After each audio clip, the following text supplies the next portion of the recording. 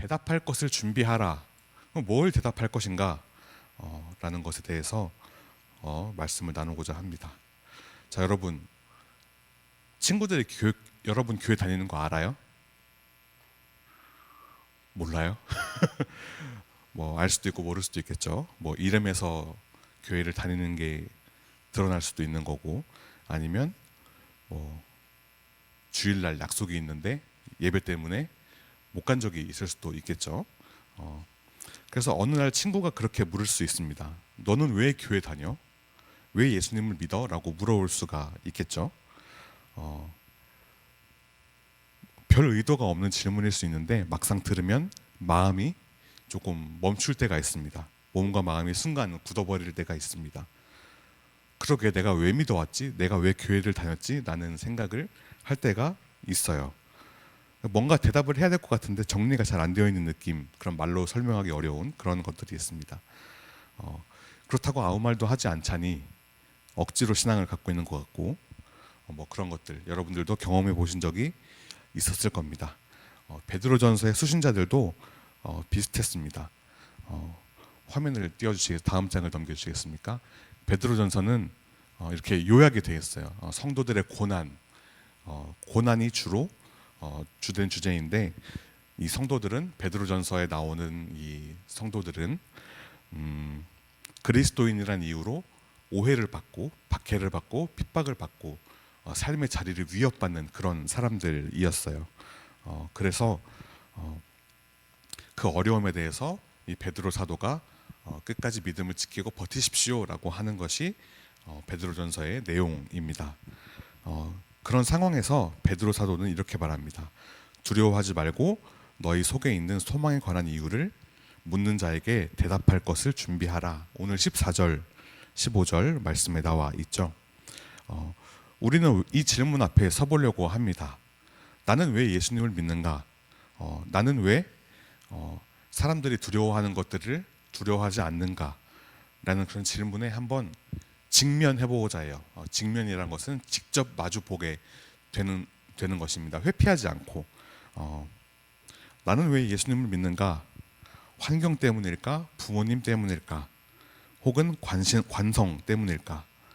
아니면 정말 내 삶 안에서 발견한 그런 소망의 이유가 있을까? 여러분의 믿음의 이유는 설명 가능한 믿음입니까? 오늘 말씀을 통해 조금은 정리가 되었으면 좋겠습니다. 저는 믿음에 관련된 질문을 하지 못해 제가 전도한 친구를 떠나보낸 적이 있습니다. 제가 고3 때 2014년이었어요. 그 친구가 이제 그런 말을 하는 거죠. 하나님이 계시면 왜 이 땅에서 슬픈 일이 일어나고, 제가 한번 얘기했던 것 같아요. 왜 슬픈 일들이 일어나고 인간들이 고통을 받고 하는가라는 질문을 꾸준히 해왔는데, 제가 이 당시에 고3이었는데 그 당시에 이제 4월 16일에 세월호 참사가 있었는데, 뭐 그런 것들을 이제 질문을 하는 거죠. 하나님이 계신데 왜 이런 일들이 일어나냐라는 질문들. 그래서 질문을 하지 못해서 친구가 그럼 나는 교회 안 다닐래 하고 이제 떠나간 적이 있어요. 가슴이 좀 아픈데 이 질문에 대해서 많이 공부도 했어요. 저는 신학대학을 나왔고 신학대에서 이 과목을 공부했어. 이런 걸 어떤 거라고 하냐면, 하나님이 있는데 계신데 왜 악한 일이 일어나는가라는 걸 악의 문제라고 하거든요. 그 악의 문제라는 과목을 실제로 들었어요. 저는 책도 읽었고 발표도 하고 했는데 조금은 무책임하게 느껴질 수도 있겠지만 저의 대답은 이렇습니다. 하나님만이 아시고 대답할 수 없지만 성경이 말하는 하나님의 선하심을 믿고 붙드는 게 믿음의 길이다라고 대답할 수밖에 없어요. 어떤 이유인지 저는 도저히 알 수가 없습니다. 베드로전서는 흩어져 있는 나그네들에게 쓰인 편지입니다. 고린도전서를 한 줄로 요약하면 고난 중에도 너희가 거룩하게 이겨내고 버텨야 한다라는 말씀입니다. 이전과는 다른 삶을 살아라. 너희가 그리스도의 백성이기 때문이다 라고 할 수 있을 것 같습니다. 베드로전서 3장은 이제 보시다시피 그리스도의 고난 하면서 이렇게 나와 있죠. 3장은 그리스도인의 관계 안에서의 그리스도인에 대해서 말하고 있습니다. 특히 오늘 13절 14절은 이 주제의 핵심이라고 보시면 될 것 같습니다. 제가 먼저 물어볼 게 있어요. 여러분들 그런 적 있나요? 학교에서, 학원에서, 가정에서 그리스도인으로 살려고 몸부림치십니까? 선생님들 제외하고 몸부림치십니까?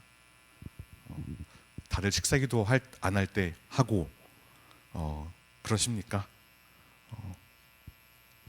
그리스도인처럼 사시나요? 그리스도인 다움을 조금이라도 유지하려고 노력하십니까? 부끄럽지만 저는 여러분 나이 때 그러지 못했어요. 물론 하는 신용은 했는데 이게 내 이미지 깎이기 싫어서, 하나님 욕먹이기 싫어서 난 그런 행동이었어요. 내 마음을 담은 행동은 아니었습니다. 그러면 누군가는 그럴 수도 있겠죠. 아니 당신은 그러면 말할 자격이 없는 거 아닙니까? 왜 우리한테 그러라고 하십니까? 저처럼 살지 말라고 말씀을 드리는 겁니다. 네. 저는 교회에서만 열심히였고 좋은 사람이었습니다. 교회 밖에선 세상 사람들과 똑같이 지냈습니다. 너무 밉게 보지만은 말아주세요. 14절을 한번 보겠습니다. 우리 한번 읽어볼까요? 시작. 그러나 의를 위하여 고난을 받으면 복 있는 자니 그들이 두려워하는 것을 두려워하지 말며 근심하지 말고. 여러분 의는 무엇입니까? 의하면 뭐 정의로운, 의로운 이런 거 떠오르죠. 의는 무엇입니까? 뭐 착하고 좋은 거, 윤리 도덕적인 것 이런 것들을 말할 수 있고 생각할 수 있겠죠. 그러나 이게 완전한 정답은 아닙니다. 비슷하지만 완전한 정답은 아닙니다. 의는 하나님 보시기에 옳은 것입니다. 세상에서 아무리 나쁜 것, 어리석은 것, 바보 같은 것이어도 하나님 기준에선 아닐 수 있고 그 반대도 마찬가지겠죠. 우리 올해 표 슬로건 모든 것이 합력하리라 라고 말씀하고 있는데, 모든 것은 좋은 것만 말하는 게 아니에요. 합력하에 선을 이룬다 하면 뭔가 되게 좋은 것들끼리 뭉치고 연합하고 그런 것들을 말하는 것 같은데, 모든 것에는 여러분의 원수, 악 이런 것까지 포함입니다. 여러분 의로운 삶을 살아가고 계십니까? 의는 무조건적으로 착한 게 아니에요. 제가 성경을 보니까 그런 구절도 있더라고. 너무 착하지도 말고 너무 나쁘지도 말고 뭐 적당히 지혜롭게 살아라, 뭐 그런 말씀도 있는 걸 제가 본 적이 있습니다. 뭐 어쨌든 기준은 하나님이어야 한다는 것을 제가 말씀을 드립니다. 우리 수련회 때 막 이렇게 뛰면서 찬양하고 했어요. 그래서 제가 무슨 말을 계속 했냐면 모든 영광은 누구에게? 라고 제가 막 했는데, 그럼 여러분이 대답했어요. 하나님께라고. 제가 저녁 집회 끝나고 이제 정리하러, 이제 물품 정리하러 이제 엘리베이터를 타고 올라가고 있었어요. 물건들을 들고. 근데 그 찬양팀 멤버 중에 전 선생님 설교가 너무 좋았어요, 너무 재밌었어요 하는데 저도 모르게 감사합니다가 나왔습니다. 감사합니다 한 다음에 죄송합니다, 하나님께 영광 이러고 끝냈습니다. 제가 뭐 그런 적이 있었는데, 뭐 뛰놀며 울부짖으며 찬양하는 거 좋죠. 근데 영광이 하나님께 돌려지지 않으면 그냥 우리끼리 논 겁니다. 우리끼리 좋았다 하고 끝내는 것은 의로운 것이 아니라는 것이죠. 하나님께 영광 돌리는 것이 의로운 것입니다. 때로는 의를 위하여 하나님의 기준에 맞추어 살아가기 위해서 따르는 고난이 있어요. 예배 때문에 친구들과 약속에 가지 못해서 한 소리 듣는다든지, 뭐 시험 중에 컨닝할 기회가 주어졌는데 정직하지 못한 것이기에 하지 않는 것이라든지, 그래서 점수가 다른 사람들보다 좀 낮을 것을 각오한다든지, 사랑하고 용서했다가 바보가 되는 일도 있을 것이고요. 그런 지저분한 말 같은 거 안 하려고 하다가 재미없는 사람 취급을 받는다든지 등등, 여러분들 입장에서 여러 가지 있을 것 같아요. 저도 그런 적이 있습니다. 학교에서 식사 기도를 하는데 눈을 뜨니까 어떤 일이 일어났을까요? 맛있는 반찬이 사라져 있었습니다. 이건 고난일까? 제 몸무게를 생각하면 고난이 맞습니다. 그러나 이 정도는 고난의 축에도 끼지 못하는 수준인데 뭐 고난이라면 고난이겠죠. 기도하다가 반찬을 뺏긴 거니까. 어쨌든 그런 적도 있고 큰아버지께서 돌아가셨는데 돌아가신 적이 있었는데는 무슨 말인지 돌아가셨는데 이제 맞으면 다들 절을 하는데 저는 서서 기도를 했어요. 근데 이제 주변에서 친척 어른이 그런 말씀하신 거예요. 저 땡땡 기도하냐? 라는 말씀을 하셨어요. 땡땡은 여러분이 생각하는 그 새로 시작하는 그거 맞습니다. 믿음을 지키는 일이 쉽지가 않아요. 이제 외가 친가 통틀어서 저 혼자 믿거든요. 가족이랑 사돈 어르신까지 포함해도 저밖에 없는데 그러다 보니까 저의 존재는 늘 항상 이슈예요. 그래서 참 믿음을 지키는 것이 쉽지가 않습니다.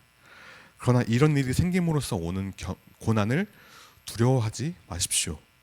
우리는 세상 것들을 바라보며 신앙생활을 하는 것이 아닙니다. 하늘의 것을 바라고 살아가는 것이잖아요. 그러기엔 저는 신앙을 하기에는 나이가 너무 어린데요. 여러분 나이는 상관이 없어요. 나이 먹어도 못하는 사람이 있고요. 권사, 장로, 목사님 돼서도 못하는 사람이 있고요. 어려도 하는 사람이 있습니다. 기독교 신앙은 마지막에 이기는 것입니다. 마지막에 이기는 게 이기는 거예요. 여러분 그 짤 본 적 있어요? 제가 사진이 너무 길어서 첨부를 못했는데 그 100번 이제 게임을 했는데 99번 이기다가 한 번 진 사람이 있고 99번 지다가 한 번 이긴 사람이 있어요. 근데 이 99번 지다가 한 번 이긴 사람이 너 못하잖아. 너랑 안 해.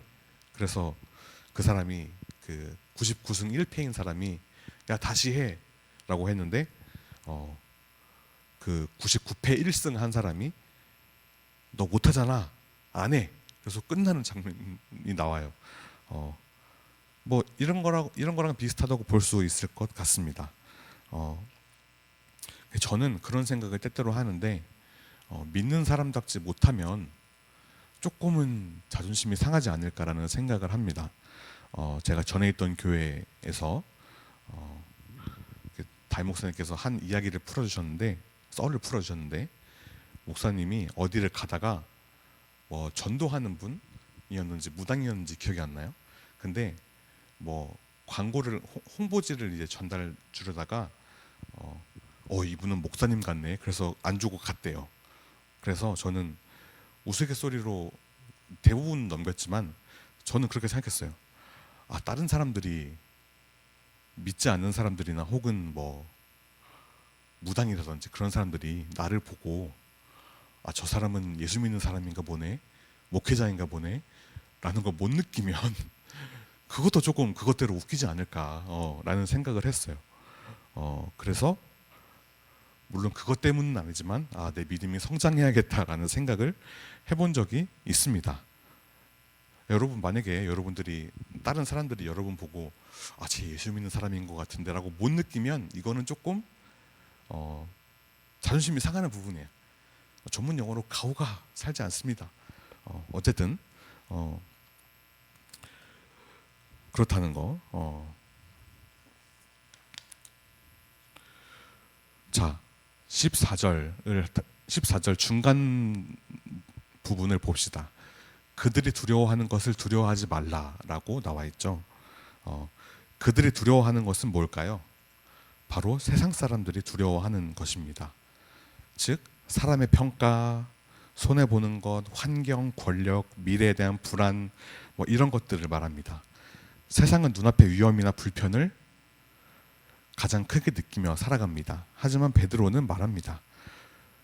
너희는 그 두려움에 끌려가지 말고 두려워하지 말고 근심하지 말아라. 왜냐하면 성도의 기준은 세상이 아니라 하늘이기 때문입니다. 사람 무서워하지 말고 하나님 무서워하라는 것입니다. 여러분은 하나님의 계획 안에 있는 사람들이지 사람 손바닥에 놀아나는 존재가 아니에요. 여기서 무서워하지 말라는 것은 그 15절에 보면 온유와 두려움으로 하라고 하지 않습니까? 여기서 두려움은 뭐 무서워 벌벌 떠는 그런 게 아니라 존경하고 경외하라는 것입니다. 우리 그런 말 들어봤죠? 하나님을 경외하라. 경외는 존경의 옛날 말이에요. 선을 지키고 깍듯하고 예의 바르고 뭐 그런 것을 말합니다. 세상의 두려움에 끌려가지 않고 마음속 중심에 그리스도를 두고 살면 주변 사람들이 물어봅니다. 쟤는 왜 저렇게 평안하지? 쟤는 왜 흔들리지 않지? 라는 생각을 합니다. 왜 손해를 보는 것을 기뻐하지? 저 기준은 어디서 나오는 걸까? 이럴 때 성도는, 즉 여러분은 15절에 나와 있는 대답할 것을 항상 준비하셔야 합니다. 나도 몰라, 그냥, 이런 거는 조금 아쉬워요. 뭐 친구들이 막 뭐 오글거려, 막 기독교 냄새 막 이런 얘기를 한다 하더라도 여러분은 여러분의 있는 마음을 담대하게 말하십시오. 하나님 믿으니까, 천국 소망이 있으니까. 지금 내가 겪는 두려움은 일시적이고 나중에 더 큰 영광이 우리에게 있을 것이니까라고 말하세요. 물론 그렇다고 너네는 이 신비를 모르지 쯧쯧 뭐 이러면 안 되고 차분하게 알려주셔야 됩니다. 믿는 것을 부끄러워하지 마십시오. 뭐 그렇다고 사람들 한가운데에서 뭐 예를 들어 뭐 교장 선생님 훈화 말씀, 뭐 목사님 설교 말씀 시간에 갑자기 일어나서 막 아멘 하면서 그러라는 게 아니라 기도하지 할 때 눈 감고 설교할 때 뭐 학교 미션 스쿨 다니는 친구들이 있을 거 아니에요? 듣는 척이라도 하세요. 여러분 그 시간에 자면 공부하면 이게 세상 사람들이 웃긴 게 뭐냐면 우리가 그런 신앙 행위를 함으로써 그들에게 플러스 요인이 되진 않는데 그들이 우리를 볼 때 플러스가 되진 않는데 하지 않는 거 보면 무지하게 마이너스가 되더라고요. 뭐 기도할 때 눈 감으면 쟤는 기도하나 보네 이렇게 생각하지 와 쟤는 눈을 감고 기도를 하는구나 쩐다 신실하다 뭐 이런 생각을 하지 않아요.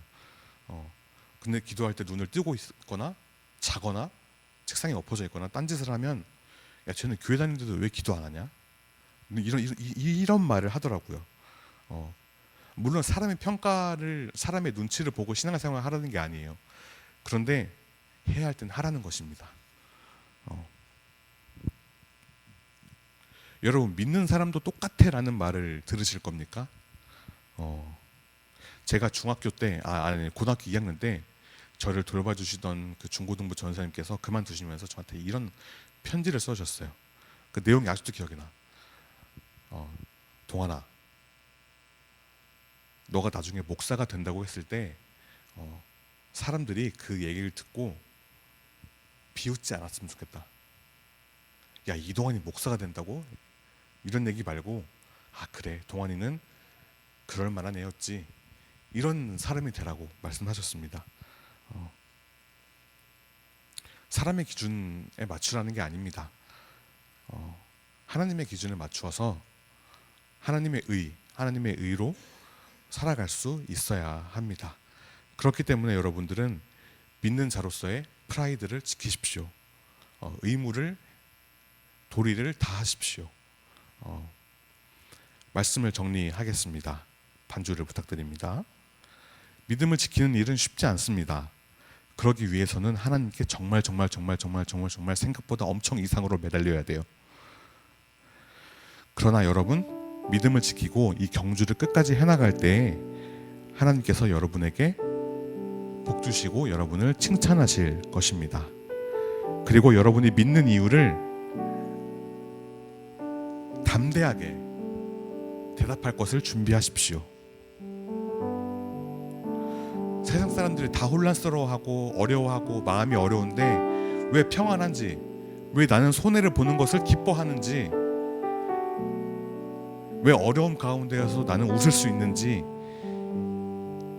먼저는 그런 사람이 되시고 그리고 그 이유를 자신감 있고 담대하게 나는 하나님 믿으니까 천국 백성이니까 라고 말씀할 수 있었으면 좋겠어요. 나이가 어려서 너무 오글거린다고요? 아니요.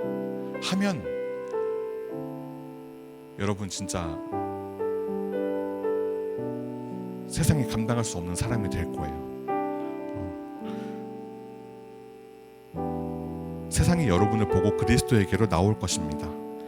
믿음을 잘 지키고 또 여러분들의 믿음을 담대하게 설명하고 선포할 수 있는 우리 MTS가 되시길 축복합니다.